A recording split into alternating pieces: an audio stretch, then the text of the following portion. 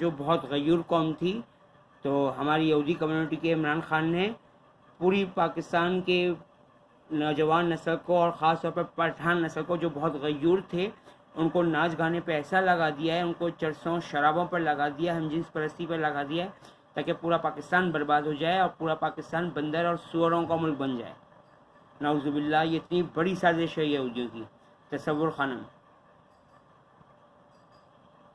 تو حکومت پاکستان کو فوراً سے پیشتہ پوری فلم انڈسٹری کو یا تو ختم کرنا پڑے گا یا ان سے کہنا پڑے گا کہ آج کے بعد کسی بھی فلم میں کوئی بیہودہ سانگ شامل ہوا یا کوئی بھی سانگ شامل ہوا تو اچھا نہیں ہوگا، کیونکہ اگر پاکستانی قوم چاہتی ہے کہ وہ اللہ کے عذاب کا شکار نہ ہو تو یہ کام پاکستانی گورنمنٹ کو کروانا پڑے گا۔ جو رب انار کے دانے ایسی باریکی سے ترتیب دے سکتا ہے وہ قادر ہے کہ تمہاری زندگی کو تمہاری خواہش سے بھی بہتر ترتیب ادا کر دے۔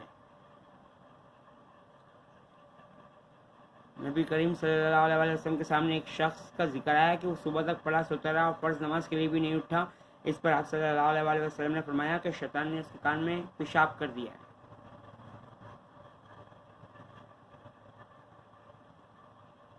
اور یہ غزہ کے حوالے سے نام بھی حماس، کام بھی حماس۔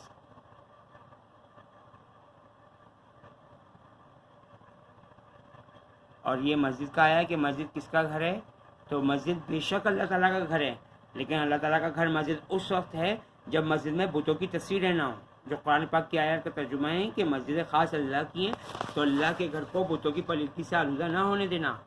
لیکن پورے پاکستان کی جن جن مساجد میں گیا ہوں ان مساجد میں بتوں کی تصویروں کے آگے مسلمانوں کو سجدے کروائی جا رہے ہیں، اور میرے مسلمان بھائی ہیں کہ خواب غفلت سے آہستہ آہستہ جاگنا شروع ہو گئے اور اوندے منہ سونا منائے۔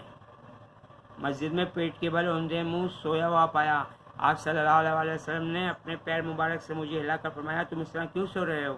اس طرح سونا اللہ سبحانہ تعالیٰ کو سخت ناپسند ہے۔ سنن ابن ماجہ 3723 حدیث صحیح۔ اور یہ کوئی Siddiqui on line Quran academy والے ہیں۔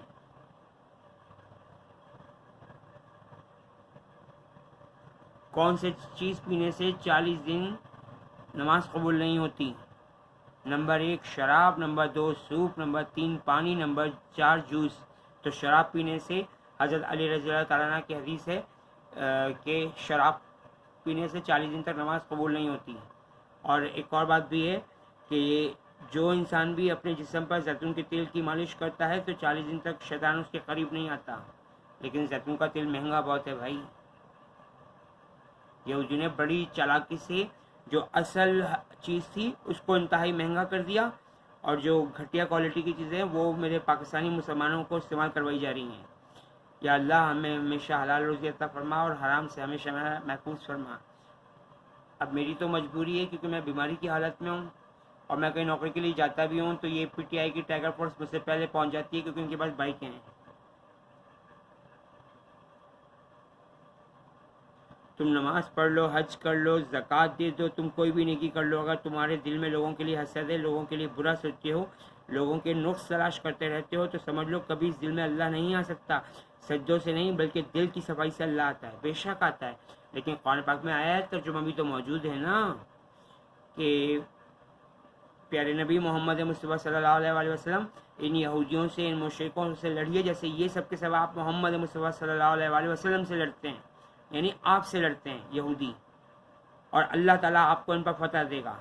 بے شک میرے رب نے فتح دی، اتنی جنگیں ہوئی ہیں، یہ بات کی گواہ ہیں، اتنے غزوے ہوئے اور ہر غزوے میں فتح ہوئی سوائے اس غزوے کے یا اس جنگ کے کہ جس میں مسلمانوں نے مال غنیمت جمع کرنے کے لیے اپنی جگہ چھوڑ دی تھی اور پھر خالد بن ولید نے پلٹ کر وار کیا تھا۔ بعد میں اللہ تعالیٰ نے خالد بن ولید کو ہدایت نصیب فرما دی اور وہ مسلمان ہو گئے، اور اس کے بعد وہ سیف اللہ، اللہ تعالیٰ کی تلوار کہلائے۔ غوث پاک کا ٹومی ڈوگی پپی بننے سے اللہ تعالیٰ کا بندہ بننا کروڑوں درجے بہتر ہے، بے شک۔ احسن گوندل صاحب۔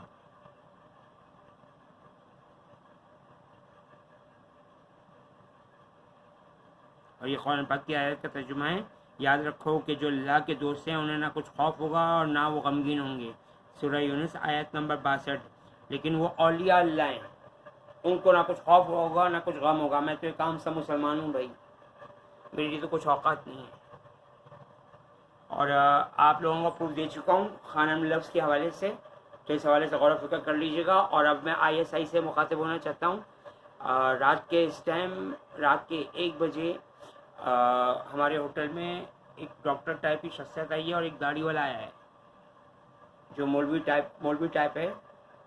اور تو یہ جب صبح نکلیں تو ان پر نظر رکھیے گا, کیونکہ ان میں سے جو مولوی صاحب تھے مجھے غصے سے گھور رہے تھے, شاید PTI کے تھے.